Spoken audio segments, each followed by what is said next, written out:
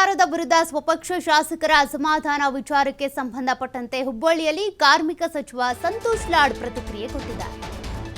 140 ಶಾಸಕರು ಇರುವಂತಹ ಪಕ್ಷ ನಮ್ಮದು, ಹೀಗಾಗಿ ಅಸಮಾಧಾನಗಳು ಸಹಜವಾಗಿಯೇ ಕೇಳಿಬರುತ್ತೆ. ಶಾಸಕರ ಅಸಮಾಧಾನ ಇದ್ದೇ ಇರುತ್ತೆ, ಪಕ್ಷದ ವಿರುದ್ಧ ಅವರ ಅಸಮಾಧಾನ ಅಲ್ಲ ಅಂತ ಸಂತೋಷ್ ಲಾಡ್ ಹೇಳಿದ್ದಾರೆ. ಸುರ್ಜೇವಾಲಾ ಅವರ ಜೊತೆಗೆ ಮಾತನಾಡ್ತಾ ಇದ್ದಾರೆ. ಅಸಮಾಧಾನಿತ ಶಾಸಕರ ಜೊತೆಗೆ ಅವರ ಅಸಮಾಧಾನ ಬಗೆಹರಿಸುವಂತ ಕೆಲಸ ಮಾಡ್ತಿದ್ದಾರೆ.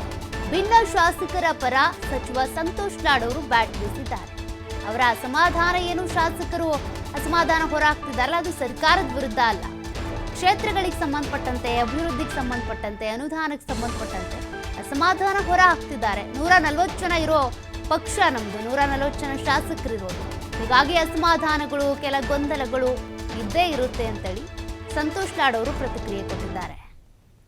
ನಮ್ಮದು ಪಕ್ಷ ಇದೆ, ಅಸಮಾಧಾನ ಅಂತಕ್ಕಂಥದ್ದು ಸಹಜ. ನಾನು ಯಾವಾಗಲೂ ಅದೇ ಡಿಸೆಂಟ್ ಇಸ್ ಎಸೆಂಟ್ ಆಫ್ ಡೆಮಾಕ್ರಸಿ ಅಂತ ಹೇಳ್ತೀವಿ. ಅಂದರೆ ಭಿನ್ನಾಭಿಪ್ರಾಯಗಳು ಇರಲೇಬೇಕು.